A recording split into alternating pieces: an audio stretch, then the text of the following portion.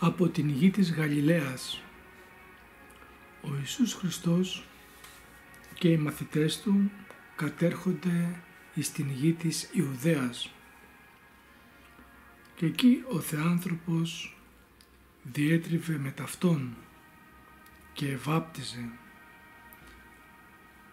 Από την περιοχή της Γαλιλαίας, εκεί στα πέριξ της Καπερναούμ, ο Ιησούς Χριστός μαζί με τους μαθητές Του, μαζί με τον κύκλο των μαθητών Του, κατέρχεται στην γη της Ιουδαίας, πέριξ των Ιερουσαλήμων. Εκεί ο Θεάνθρωπος διέτριβε με ταυτόν. Με ποιον?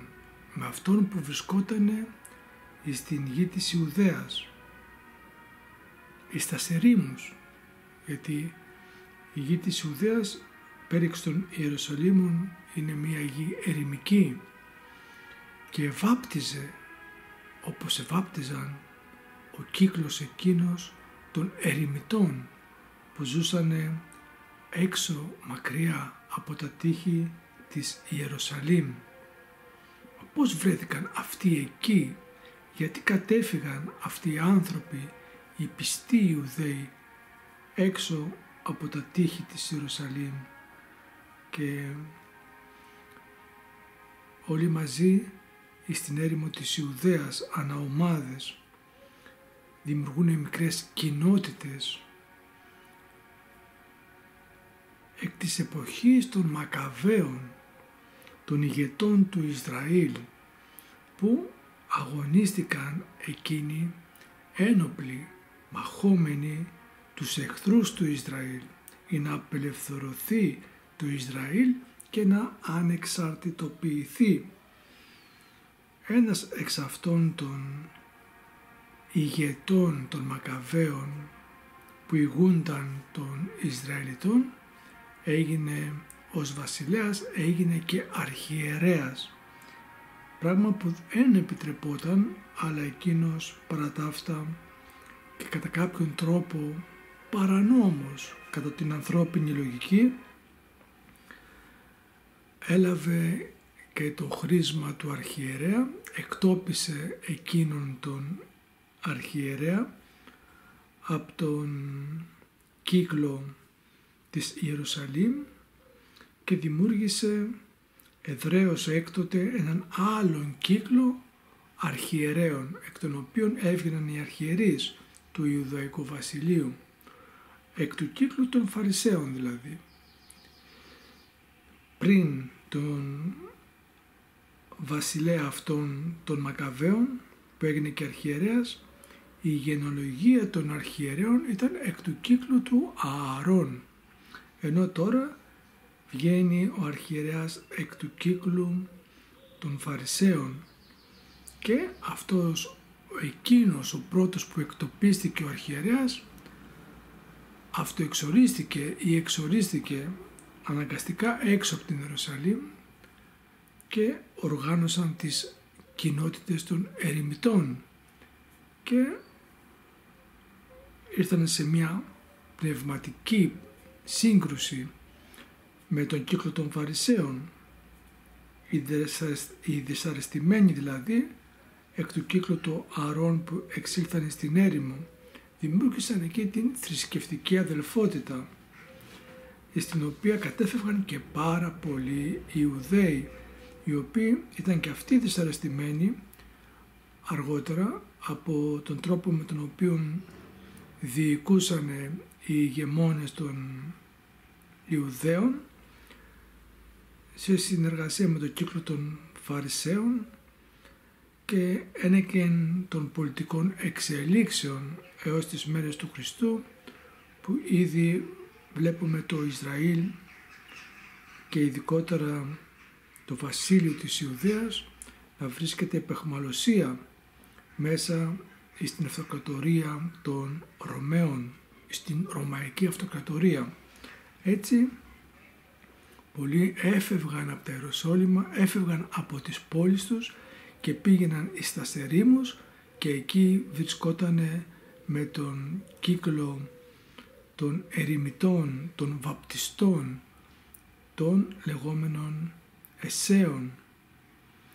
Αυτό ήταν ένα σχήμα θρησκευτικό και θεωρούταν τότε μια ολοκληρωτική διαίρεση, ένα σχίσμα είχε γίνει και δογματικά, γιατί άλλα πίστευαν πως έπρεπε να τηρούνται και να εκτελείται ο Μωσαϊκός νόμος στον κύκλο των εσέων και άλλα πίστευαν και ακολουθούσαν στον κύκλο των Φαρισαίων και πολλά ήταν και παρόμοια, αλλά κυρίως η μία ομάδα απέρριπτε την άλλη ως αίρεση και ως βλάσφημη για τα πιστεύω τους και την δυσερμηνία και παρερμηνία του Μωσαϊκού νόμου. Δηλαδή η μία ομάδα πίστευε πως η άλλη ήταν αιρετική και βλάσφημη και δεν υπάρχει σε αυτήν χάρη του Θεού και ευλογία του Θεού. Είναι μια καταραμένη ομάδα, μια ομάδα του εωσφόρου, του διαβόλου, σατανοκινούμενη. Και αυτό το ρήμα, αυτή τη φρασιολογία κατηγορίας την εκτόξευε η μία ομάδα θρησκευτική, οι εκτός Ιερουσαλήμων στους εντός Ιερουσαλήμων και οι εντός Ιερουσαλήμων στους εκτός Ιερουσαλήμων. Η ομάδα του Φαρισαίου όμως κατήχε των ναών των Ιερουσαλήμων, το οποίο ήταν και η καρδιά, η λατρευτική καρδιά των Ισραηλιτών, των Ιουδαίων κυρίως. Ισραηλιτών το λέμε κατά την εθνική τους καταγωγή, γιατί εκείνη την εποχή οι Ισραηλίτες καλούνταν και κυρίως το βόρειο βασίλειο του Ισραήλ, αυτόν που λέμε και Σαμαρίτες. Έτσι η καρδιά της Ισραηλιτικής θρησκευτικής παράδοσης ήταν ο ναός των Ιερουσαλήμων, ενώ ο κύκλος της ερήμου, ο γνωστός μας κύκλος ως και ο κύκλος των εσέων γενικώς, εξέφραζε μια άλλη, κατά τη γνώμη τους, πνευματικότερη και βαθύτερη θρησκευτική ζωή.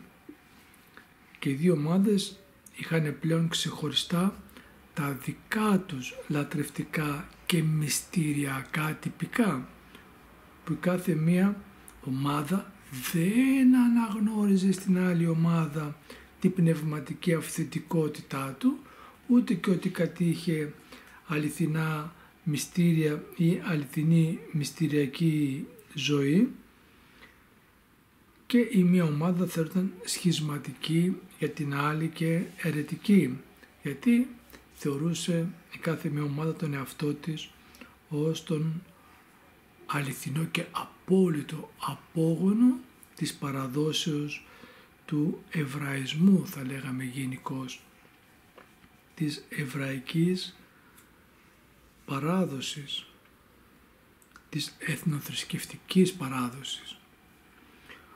Ο Ιησούς Χριστός όμως, όπως βλέπουμε, φαίνεται πιο εγγύης στην κοινότητα της ερήμου και το βλέπουμε πιο εύκολα να συναστρέφεται και να πηγαίνει σε εκείνη την κοινότητα,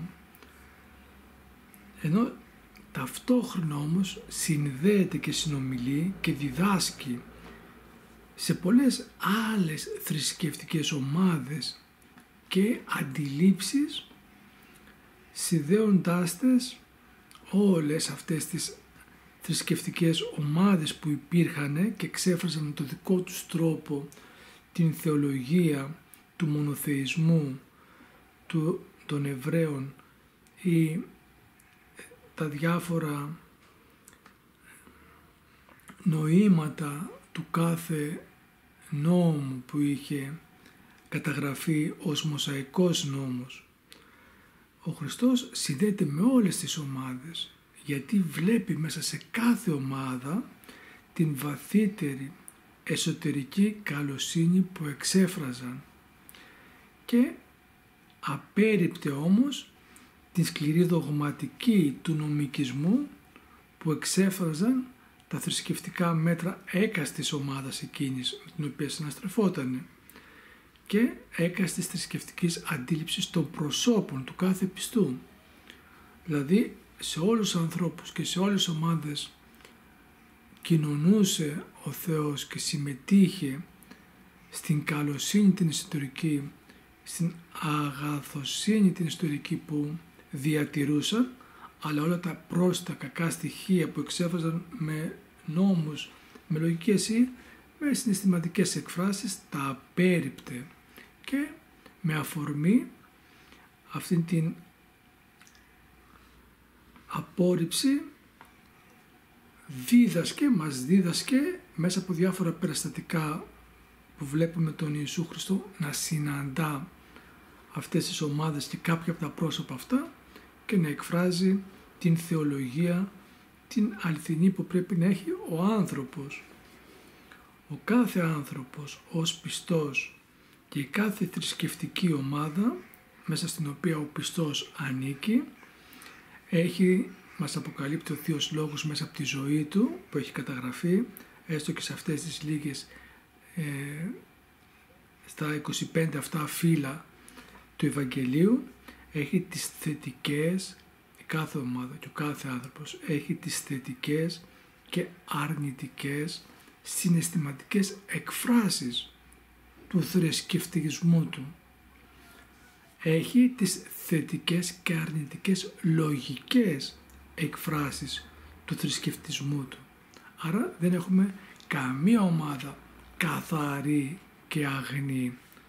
Απολύτως όλες οι ομάδες διατηρούν εσωτερικά κάποια θερμά, σωστά, αληθινά,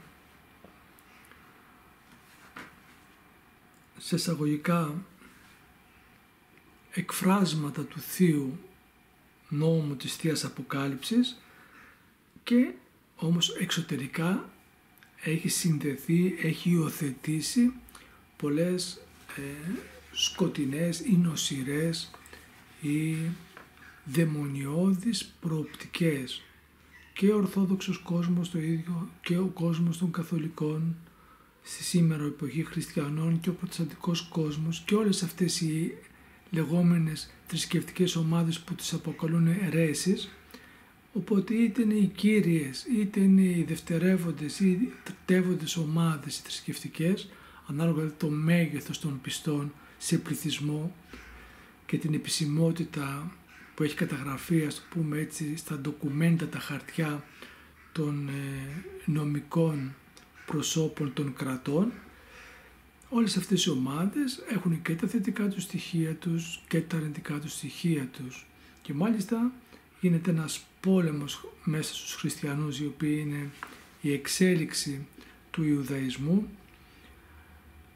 Μέσα σε αυτές τις ομάδες υπάρχει μια έντονη κόντρα που είχε φτάσει σε αναθεματισμούς, σε κατάρες δηλαδή, σε παρατράγουδα θρησκευτικά, τα οποία η σκληρότητα των καρδιών των ανθρώπων εξέφραζαν μέσα από μια εγωιστική, εγωμανιακή, θρησκευτική θρησκοληψία για την κατοχή του απολύτου της Θείας Γνώσεως. Και όπως έχουμε δει ενίκεν της αποφατικότητας του Θεού, η απόλυτη θεογνώση είναι ανύπαρκτη για τον άνθρωπο. Έχει μόνο μερική γνώση περί του απολύτου του Θεού και αυτή η μερική γνώση, έτσι όπως μας διδάσκει ο Θεός, ανανεώνεται. Υπάρχουν κάποια στοιχεία δηλαδή τα οποία ενώ μας δόθηκαν με κάποιον τρόπο για να μας προσανατολίσουν προς την Θεία Προσωπικότητα, πρέπει να τα εγκαταλείψουμε γιατί είναι μόνο βοηθητικά, δεν είναι αυτά τα κύρια που πρέπει να φέρουμε πάντα. Μας βοηθάνε στη μεταμόρφωση, αλλά αφού θα γίνει μεταμόρφωση δεν μπορούμε να τα κρατήσουμε και να τα έχουμε σαν μέρος της λατρευτικής μας παράδοσης ή μέρος της γνωσιολογικής μας παράδοσης. Είναι σαν να κρατάει ένας άντρας στρατιώτης στον πόλεμο μαζί με το όπλο και την κουδουνίστρα που είχε από μικρό παιδάκι και να έχει και την πιπίλα στο στόμα. Ήταν στοιχεία τα οποία τον βοήθησαν σε μια ηλικία να μεγαλώσει. Έτσι και κάποια νοήματα μας βοήθησαν, κάποια παραδείγματα μας βοήθησαν να ανδρωθεί η πνευματική μας γνώση. Αλλά όταν η πνευματική γνώση δέχεται τις αποκαλύψεις του Θεού και βλέπει ένα άλλο μεγαλείο που έχει μια άλλη εκφραστική πλέον παράδοση στη διανόηση, τότε πρέπει να εγκαταλείψει κάποια άλλα σχήματα με τα οποία περιέγραφε τον Θεό, τα Θεία πρόσωπα. Ο Ιησούς Χριστός λοιπόν διέτριβε με ταυτόν, έκανε ό,τι έκαναν οι άλλοι, συζούσε δηλαδή, συνασχολούνταν ο Ιησούς Χριστός με τις ασχολίες της αδελφότητας της ερήμου, συμμετέχοντας στα λατρευτικά μυστηριακά τυπικά που οι Ιεροσολυμίτες του κύκλου του Φαρισαίων τα θεωρούσαν άκυρα μυστήρια. Όπως λέμε και εμείς, είναι άκυρα τα μυστήρια των Καθολικών, είναι άκυρα το μυστήριο των Παλαιμερολογητών, είναι άκυρα τα μυστήρια του τάδε, της τάδε αδελφότητας.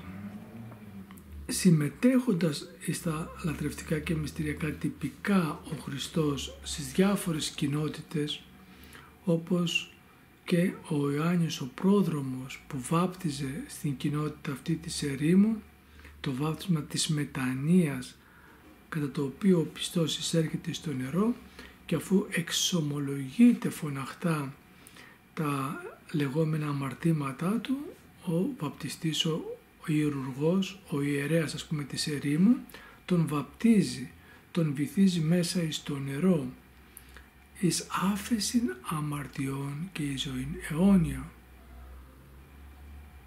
Ήταν δηλαδή το τυπικό της εξομολογήσεως το βάπτισμα. Ο Ιησούς Χριστός ήταν και αυτός βαπτιστής, μαζί με τον Ιωάννη βαπτιστή και πολλούς άλλους βαπτιστές των Εσέων. Βάπτιζε τους ανθρώπους.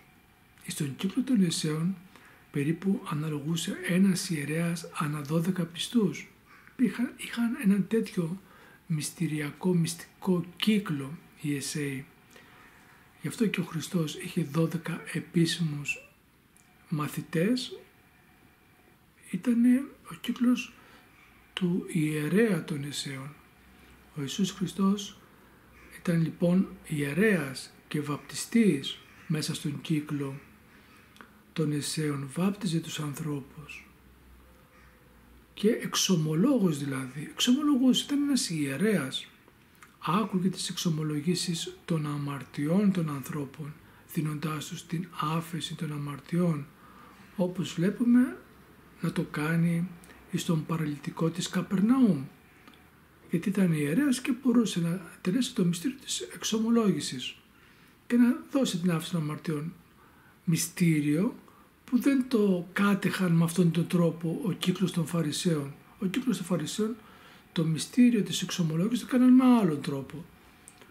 Βάζανε σε ένα κρυάρι απάνω τα χέρια του πιστού που θέλει να εξομολογηθεί, έλεγε τα αμαρτήματά του και μετά έσβησαν το κρυάρι. Και με το αίμα του κάνανε βαπτισμούς και με το αίμα δηλαδή κάνανε τους βαπτισμούς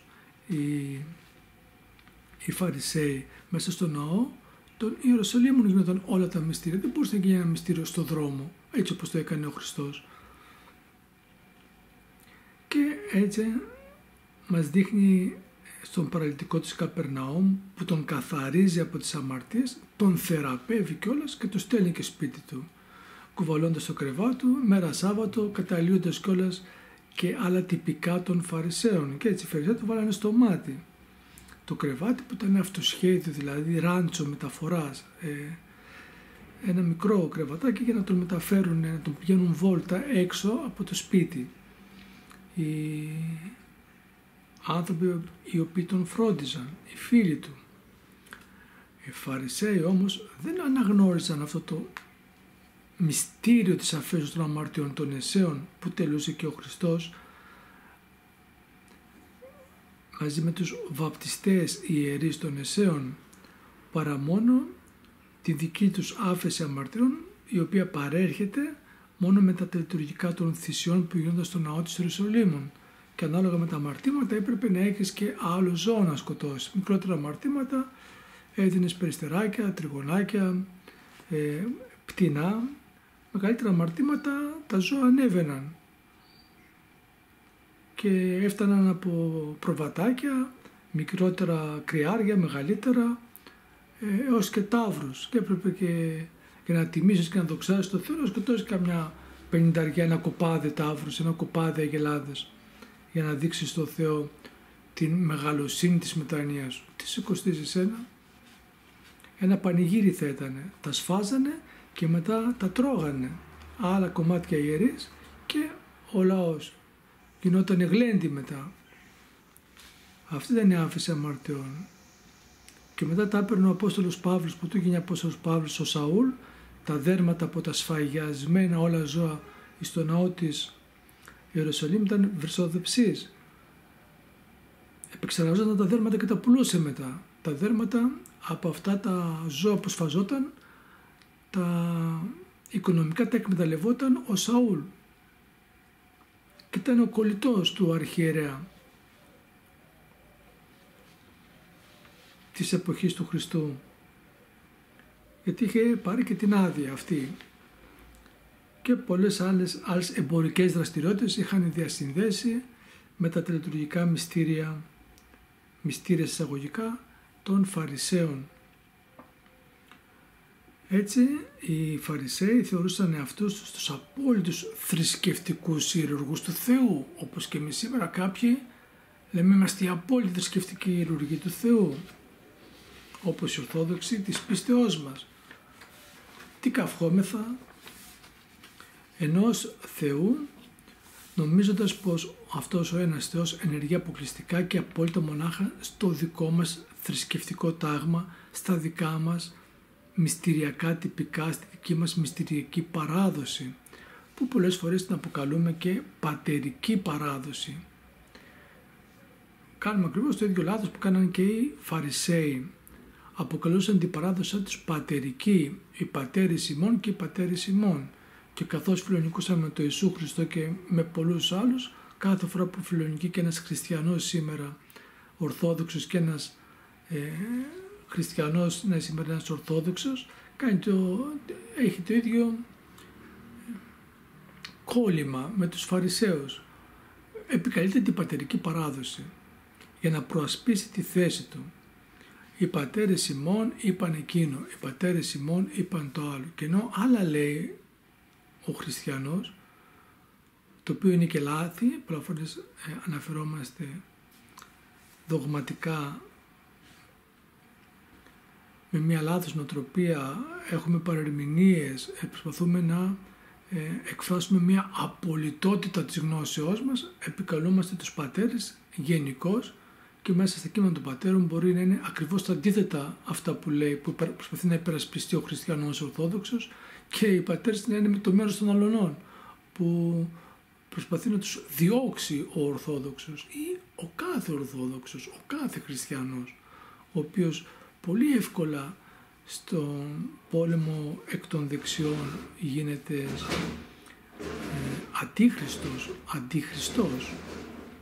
αντίχριστος γίνεται αντίχριστος. Ενώ όσον λοιπόν οι Ιουδαίοι απαγόρευαν πλην του ναού της Ιερουσαλήμ να υπάρχουν άλλα λατρευτικά θυσιαστήρια προς τον ένα και μοναδικό και απόλυτο Θεό, παρά τα αυτά είχαν ήδη στην εποχή του Χριστού δημιουργηθεί τέτοια θυσιαστήρια και στην Αίγυπτο, που ζούσαν μια μεγάλη μερίδα των Εβραίων, ζούσαν στην Αίγυπτο, εκεί όπου κατέφυγε ο Ιησούς Χριστός από τον νήπιο, η Αγία Οικογένεια, για να γλιτώσει από τον σφαγέα Ηρώδη. Και στη Σαμάρια υπήρχαν τέτοια θυσιαστήρια, εκεί όμως στα Σαμάρια, και εκεί βλέπουμε τον Χριστό να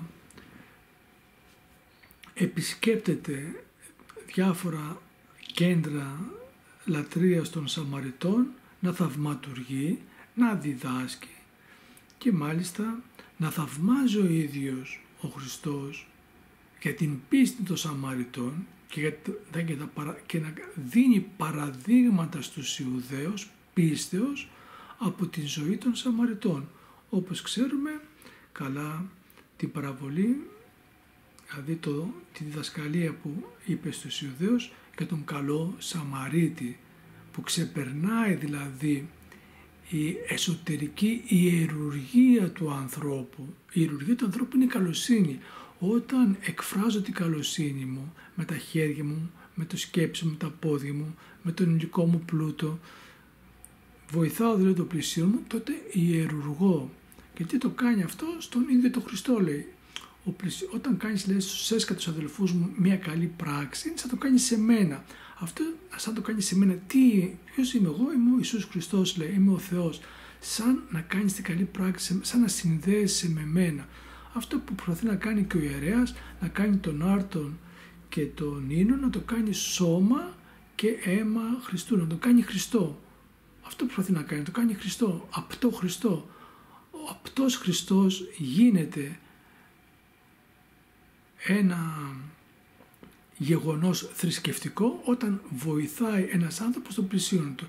Τότε το γεγονός αυτό κάνει Χριστό, κάνει η ιερουργική πράξη, κάνει μια πράξη ουράνια επί της γης, μεταμορφώνει δηλαδή με τη Θεία Χάρη τον ίδιο τον άνθρωπο για τις πράξεις που κάνει σε ιερή πράξη και ο ένας και ο άλλος μεταξύ των δύο αποκαλύπτεται το πρόσωπο του Χριστού. Έτσι και εκ των Εσέων που είχε καταφύγει πολλές φορές εκεί ο Ιησούς Χριστός και συγχρονιζόταν μαζί τους, παρέλαβε εκ του κύκλου των Εσέων ο Ιησούς Χριστός παρέλαβε ένα τυπικό τελετουργικό, το οποίο το βλέπουμε στο μυστικό δείπνο. Το τελετουργικό του μυστικού δείπνου με τους 12 μαθητές που θα γιορτάσουν το Πάσχα με τον τρόπο που γιορτάζαν οι Εσέοι το Πάσχα, ήταν εσαϊκής προοπτικής το τελετουργικό αυτό. Ως Εσέος ιερουργός έρχεται στο μυστικό δείπνο ο Ιησούς Χριστός για να ευλογήσει τον άρτο και τον ίνον, που ήταν μια μεσιανική προφητεία. Οι Εσέοι μαζευόταν σε κύκλους μετά την καθημερινή ζωή έως τις 2 το μεσημέρι που εργαζότανε, πηγαίναν, πλενόταν, φόρσαν λευκά ρούχα και πήγαιναν στους δείπνους.